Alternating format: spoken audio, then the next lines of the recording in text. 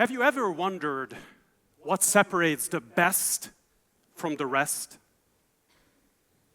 A gold medalist from the silver medalist?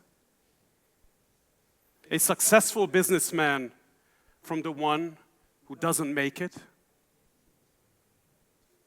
What makes it possible for somebody to thrive after a debilitating accident when somebody else gives up and dies? Dennis Waitley studied this problem in his book entitled The Winner's Edge. He writes, "The winner's edge is not in a gifted birth, a high IQ, or in talent. The winner's edge is all in the attitude, not aptitude. Attitude is the criterion for success, but you can't buy attitude for $1 million. Attitudes are not for sale.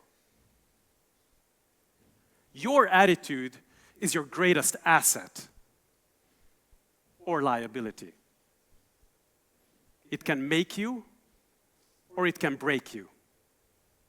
It can lift you up or it can pull you down. The happiest people in life don't necessarily have the best of everything, but they make the best of everything. How do they do it? First, they give thanks for what they do have. They start from gratitude. Second, they focus on the things that they can control and not worry about the rest.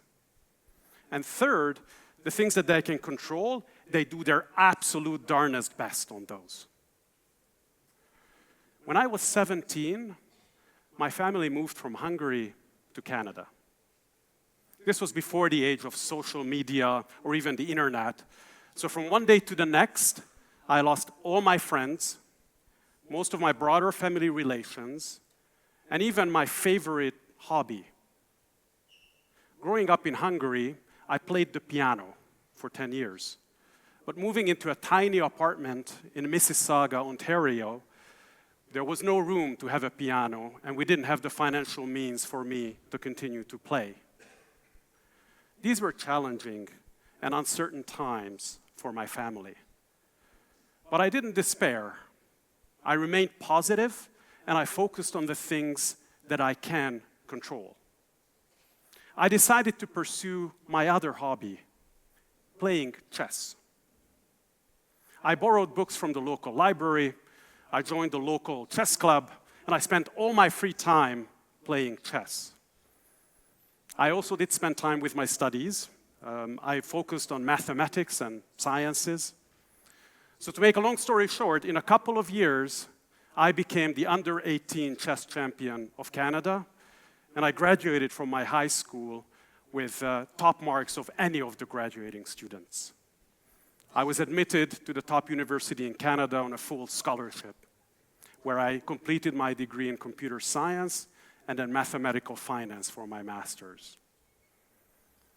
Life dealt me a tricky hand at 17, but I decided to stay positive and make the best of it.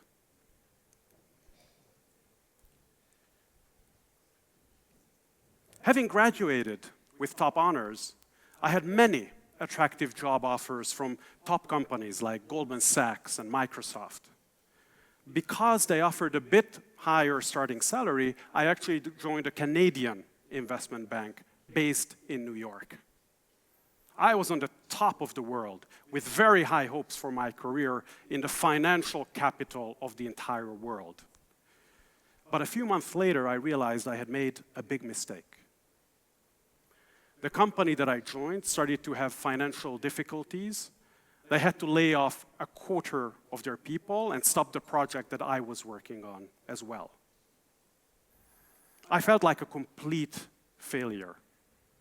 Having graduated with top honors, I could pick and choose the first job that I wanted to have, and here I was, having to replan my entire career just 6 months into it. But I didn't despair. I decided to give thanks to God for the situation that I was in, focus on what I could control, and it turned out to be God's blessing in disguise. In a couple of months, I joined Morgan Stanley, where I had managed to build a career spanning more than 26 years that took me from New York to Tokyo, to London, and then now back into my native Budapest. Failure isn't failure if you do better next time. In Leaders on Leadership, Warren Bennis interviewed 70 of America's top performers in numerous fields. None of them used the word failure to describe their mistakes. They used terms like learning experiences, tuition paid, detours, or opportunities for growth. You may think that's a small difference, but it actually makes a huge impact in your life. The way you think determines how you act. Failure isn't failure if you do better next time. When I moved back to Budapest in 2007, Morgan Stanley had just set up a tiny office with 15 mathematicians and 5 technologists alongside. A year later, there were 800 of us working across 5 different business lines, serving the firm's global businesses from here. But then, the financial crisis hit. Morgan Stanley almost went out of business, and we had to eliminate 200 jobs from the Budapest office. It was probably the most difficult time in my career to manage that situation. But I didn't despair. I remained positive, and we got through it. Here we are, 15 years later. We have more than 3,000 people working for Morgan Stanley across 11 different business lines, and it is now the major quantitative and analytical center of excellence for the firm. Morgan Stanley is also the proud sponsor of Judith Polgar's Global Chess Festival for the 5th year running. And it all started in that tiny apartment in Mississauga where I couldn't play the piano, so I had to focus on playing chess. A person's attitude has a huge impact on their approach to life. Just ask a coach before a big game whether his attitude and that of his players has a bearing on the outcome of that game. Ask a surgeon if a patient's attitude matters when she's trying to save that life in an emergency room. Or ask any of the teachers here whether the attitude of their student has an impact on their scores on the upcoming big exam. The best news is, attitude is a choice.